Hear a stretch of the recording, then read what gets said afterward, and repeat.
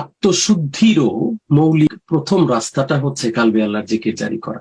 হ্যাঁ, আল্লাহর জিকিরটা যদি না হয়, এই জিকিরটা যদি নিজের অন্তরে আল্লাহর জিকিরটা হতে থাকে, শুধু এই জিকির হওয়ার কারণেও অনেকগুলো পাপ ক্ষমা হইতে পারে। হ্যাঁ, আর দ্বিতীয়ত হচ্ছে যে আল্লাহর জিকির করার জন্য দেখেন আমাদের মসজিদ, মাদ্রাসা, বিভিন্ন শিক্ষা প্রতিষ্ঠানে হালকায় জিকির হয়, লা ইলাহা ইল্লাল্লাহ। রাতের বেলা আমি অনেক মসজিদে দেখেছি যে হেঁটে যাওয়ার সময় আল্লাহ নামের জিকির করছেন, আলহামদুলিল্লাহ রাব্বিল আলামিন, ভালো, খুব সুন্দর, আল্লাহ নামের মধুর কণ্ঠে জিকির করেন।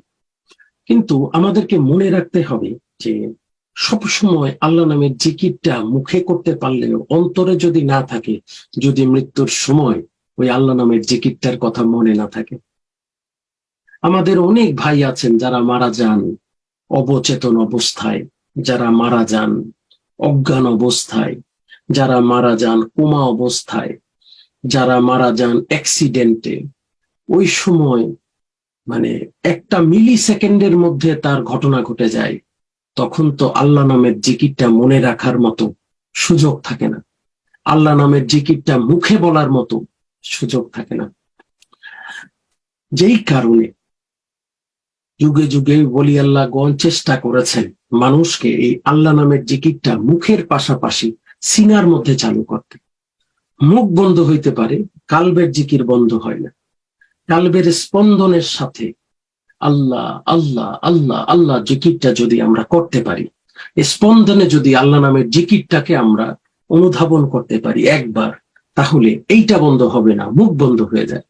অনেক সময় হিতাহিত জ্ঞান থাকে না, যারা মারা যায় আত্মীয় স্বজন ভাই বোনকে চিনতে পারে না, এই সময় মারা যায়, তখন তো আল্লাহর কথাও তার মনে থাকবে না, স্বাভাবিক। কিন্তু মুখ ব্রেইন কাজ করে একসাথে, সিনা তো একসাথে কাজ করে না। সিনার মুখে যদি আল্লাহ নামের জিকিরটা আল্লাহ আল্লাহ আল্লাহ আল্লাহ আল্লাহ আল্লাহ আল্লাহ আল্লাহ স্পন্দনটা যদি অনুধাবন করা যায়, তাহলে এই জিকিরটা কখনো হারিয়ে যায় না।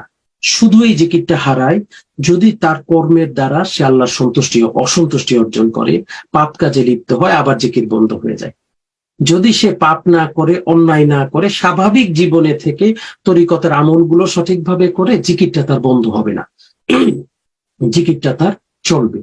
সিনার মুখে কালবের হৃদয়ের স্পন্দনের সাথে যদি আল্লাহ নামের জিকিরটাকে অনুধাবন করা যায়, এবং সেইটা যদি মুখের জিকিরের চেয়ে সিনার জিকিরটা ঘুমানো অবস্থায় থাকে, চলন্ত অবস্থায় থাকে, গাড়িতে থাকা অবস্থায় থাকে, হাঁটার অবস্থায় থাকে, মিটিং করার অবস্থায় থাকে।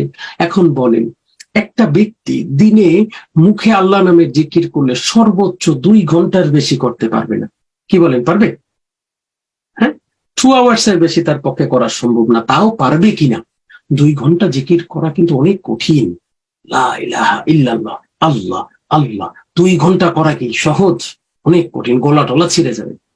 কিন্তু যদি স্পন্দনে স্পন্দনে মালিকের নাম স্মরণ করা যায়, আল্লাহ আল্লাহ আল্লাহ আল্লাহ আল্লাহ আল্লাহ আল্লাহ আল্লাহ আল্লাহ আল্লাহ, ভাবেন না 24 ঘন্টায় স্পন্দনের জিকির চলে। এটার জন্য ওযু শর্ত না, এটার জন্য দেহ পবিত্র শর্ত না।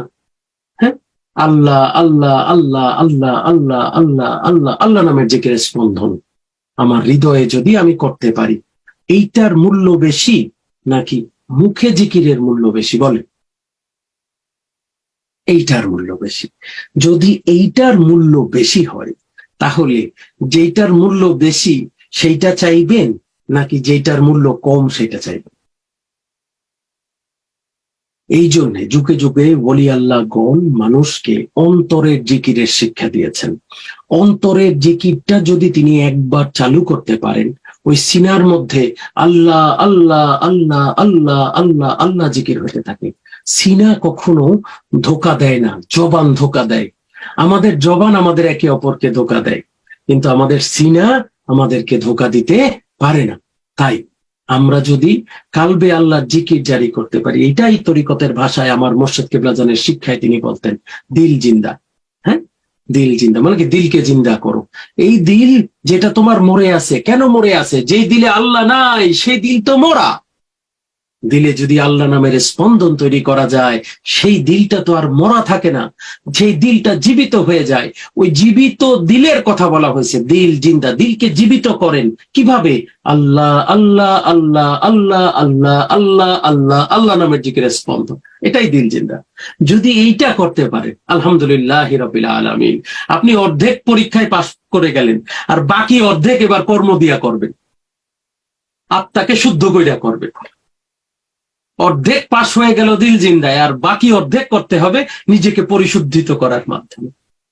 পরিশুদ্ধতার জন্য অনেক লম্বা পদ্ধতি, এটা যদি আমি আজকে বলতে যাই, আপনাদের আর কারো দুপুরের যারা খান নাই বা যারা আসরের নামাজ পড়বেন তাদের 12টা বেজে যাবে। বলবো আস্তে আস্তে পরিশুদ্ধতার রাস্তা, আমি তো বলতেই আসছি, আমি না বললে আপনারা শিখবেন না, কিভাবে পরিশুদ্ধ হবেন আপনারা শিখতে পারবেন না। তাই আমিও পরিশুদ্ধতার কথা বলতে চাই। সহজভাবে যদি বলি, পরিশুদ্ধতার উপায় এক কথায় বা দুই কথায় যদি বলি, মুরাকাবার মাধ্যমে ফায়েজ খেয়াল করে নিজের ভিতরে, ওই নিজের সিনায় যদি ওই ফায়েজটা ফালানো যায়, এবং ওই ফায়েজটা সিনার মধ্যে পড়লে সিনার ময়লাগুলো দূর হইতে থাকবে এবং নিজের আত্মা পরিশুদ্ধিত হইতে থাকবে। বুঝেন না? হ্যাঁ, মুরাকাবায় বসবেন, ফায়েজ খেয়াল করবেন, আল্লাহর তরফ থেকে ফায়েজ, আল্লাহ তাআলার জাত পাক হয়ে, রাসূল সাল্লাল্লাহু আলাইহি ওয়াসাল্লামের দিল মোবারক হয়ে, আপন মুর্শিদের দিল হয়ে আপনার কালবে এসে পড়বে। সেই ফায়েজটা নিজের সিনার মধ্যে ফেললে সেই সিনাটা পরিষ্কার হবে, সিনার ময়লাগুলো আস্তে আস্তে দূর হইতে থাকবে। রাখবেন, খেয়াল করবেন সিনার ময়লাগুলো দূর হইতেছে কিনা। দেখছে, আর তো কিছু না। হ্যাঁ, পাশাপাশি যেই রিপুগুলো আছে, রিপু দমনের জন্য আরেকটু অন্য পদ্ধতি, সেই রিপুগুলোর কথা চিন্তা করে ভাবতে হবে বা চিন্তা করতে হবে যে সেই রিপুগুলোর উপরে ফায়েজ পড়ছে এবং রিপুগুলো আস্তে আস্তে দমন হচ্ছে। শুনেন, আপনার মধ্যে একটা পাপের চিন্তা আসলো, ভাবেন হঠাৎ করে আপনার একটা পাপ করতে মনে চাচ্ছে। আমি যদি হঠাৎ আপনার সামনে হাজির হই, আমি যদি হাজির হয়ে আপনার হাতটা ধরে বলি, বাবা তুমি আমার দিকে তাকাও, তুমি আমাকে ভাবো, তুমি পাপকে ভাইবো না, আল্লাহর কসম করে বলেন, আমার সামনে বসে পাপটা করতে পারবেন? পারবেন? পারবেন না? ভাবেন না, যদি এই দিলটা পরিষ্কার হয়ে যায়, যদি আপনি মালিককে দেখা শুরু করেন, যে মালিক আপনাকে দেখছে, প্রতিনিয়ত মালিক আপনাকে দেখছে, মালিক আপনার দিকে তাকিয়ে আছে, আপনার সাথে কথা বলছে, যদি নিজের ভিতরে মালিককে অনুধাবন করা শুরু করেন, বলেন পাপ করতে পারবেন? পারবেন? আমি স্মোকিং করি, সাপোজ হাতে সিগারেট, হঠাৎ করে দেখি আমার আব্বা সামনে এসে দাঁড়াইছে, সিগারেট হাতে থাকবে, সাথে সাথে লুকাই ফেলবো না? কি সত্য না মিথ্যা? যেই দিন বাবা আপনি মালিককে আপনার সামনে দেখতে পাবেন, বিশ্বাস করেন আপনার পাপ আপনাকে আর ধরতে পারবে না। প্রথমেই তো মালিককে দেখা যায় না, এটাই সমস্যা। দেখা গেলে আরো ইজি হইতো। এই জন্য প্রথমে ধরতে হয় তরিকতের ইমামকে নিয়ে আগে প্র্যাকটিস করতে হয়, তারপরে ধরবেন মুর্শেদকে নিয়ে প্র্যাকটিস করতে হয়, তারপরে রাসূলকে, এবং এক সময় দেখবেন আস্তে আস্তে পরিষ্কার হইতে হইতে আল্লাহ চলে আসছে। হ্যাঁ, সম্মানিত আশিকে রাসূল, এই সাধনার বিদ্যা কোন কিতাব থেকে আসে নাই, সিনা থেকে আসছে। সিনার কথা এখন অনেক কিতাবে লেখা হচ্ছে, কিন্তু এই বিদ্যা যিনি শিক্ষা অর্জন করেছেন কিতাব পড়ে পারবেন না, তিনি সিনা থেকে রিভিল করেছেন এই বিদ্যা। তাই সকল আশিকে রাসূল ভাই ও বোনদের প্রতি অনুরোধ করি, আমরা নিজের আত্মাকে পরিশুদ্ধিত করি এবং নিজের দিলের মাঝে আল্লাহ নামের জিকির স্থাপন করি। তাহলে আমরা অর্ধেক না, আমরা পূর্ণ জীবন সুস্থতা লাভ করব। পরবর্তীতে করণীয় হইতে পারে, দিস আর বেসিক। একজন আশিকে রাসূলের আত্মাকে পরিশুদ্ধিত করতে হবে এবং তার আল্লাহ নামের জিকির জারি থাকতে হবে, একেবারে বেসিক শিক্ষা। এই বেসিক দুইটা শিক্ষা আমাদের লাগবেই। আমি আশিকে রাসূল বলি, আশিকে রাসূলের দিস আর ক্যারেক্টার, এটাই চরিত্র। তার আল্লাহ নামের জিকির থাকতে হবে এবং তার আত্মাকে তার পরিশুদ্ধি করতে হবে, অথবা করার প্রক্রিয়ায় থাকতে হবে। আইদার করেছি অথবা করার চেষ্টা করছি, আমরা সেই প্রক্রিয়ায় থাকব। তাহলে দেখা যাবে কি আল্লাহ যদি সুযোগ দেয়, মালিক যদি দয়া করে, আমরা নিজেকে পরিবর্তিত করতে পারবো, পাশাপাশি আমরা আল্লাহর সন্তুষ্টি অর্জন করতে পারবো। সম্মানিত আশিকে রাসূল ভাইরা, তাই আপনাদের সকলের প্রতি উদারতা আহ্বান জানাই, চলুন আমরা পরিবর্তিত হই, চলুন আমরা নিজেকে আলোকিত করি, চলুন আমরা নিজে আলোকিত হই এবং অন্যকে আলোকিত করি, সমাজকে আলোকিত করি। ভাই ও বোন, মনে রাখবেন, দেখেন প্রতি সপ্তাহে কেউ না কেউ, কোনো না কোনো ভাই, কোনো না কোনো বোন এখানে ছবি চলে আসতেছে, সাদা কালো একটা ছবি, আমাদের ছেড়ে চলে যেতেছেন। আল্লাহ মাফ করুন। কোন দিন, কোথায়, কখন আবার আমাদের নাম আসবে আমরা জানি না।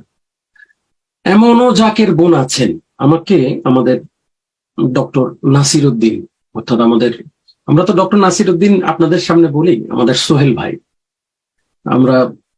ওনারা 4 ভাই, আমরা একসাথে ছোটবেলা থেকে ওনাদের সাথে একসাথে বড় হয়েছি এবং একসাথে তরিকার গোলামি করার সুযোগ পেয়েছি। ওনার মা মারা গেছে, ওনার আব্বা আমাদের শফিক আলম। তো ওনার মৃত্যুর আগের সপ্তাহেও উনি অনলাইনে বসে আমাদের এই প্রোগ্রাম নাকি দেখছিলেন। উনি একটা ছবি মনে হয় আমাকে পাঠাইছেন, আমার যতদূর মনে পড়ে, যে একটা স্ক্রিনশট, যে এরকম ক্যামেরার মধ্যে উনি বসে আমার বক্তব্য শুনতেছেন।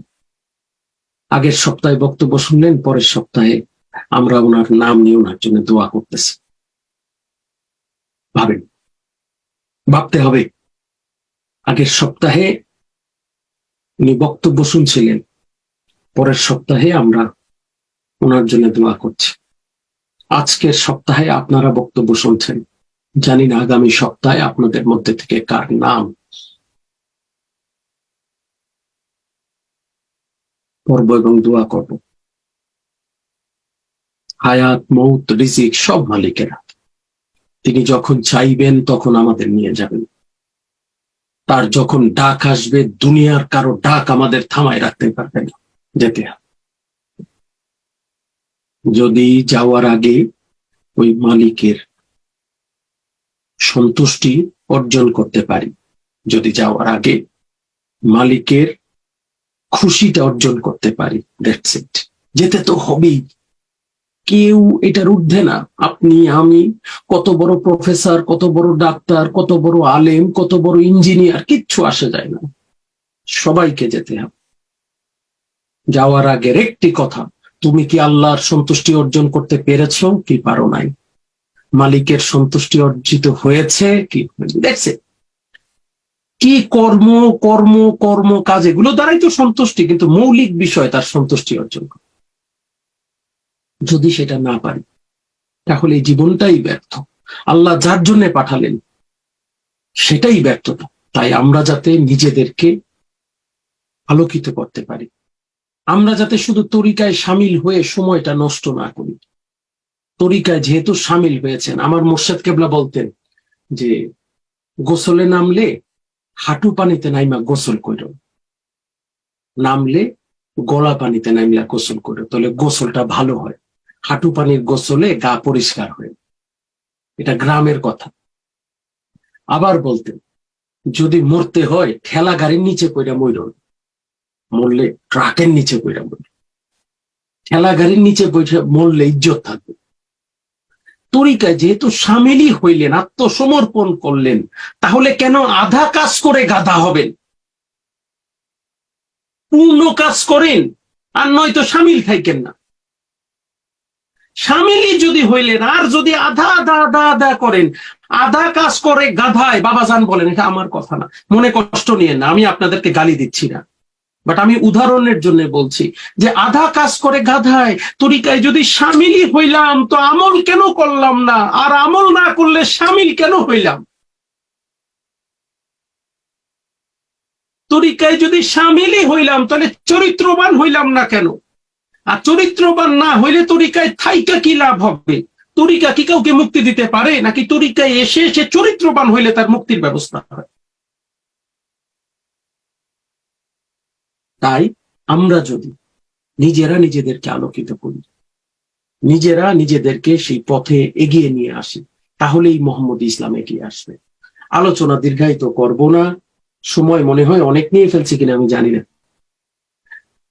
ইনশাআল্লাহ আপনাদের সবাইকে অনেক ধন্যবাদ এবং কৃতজ্ঞতা জানাই যে আমার মতো নিকৃষ্টতম গোলামের কথা শোনার জন্য আপনারা অপেক্ষা করেন।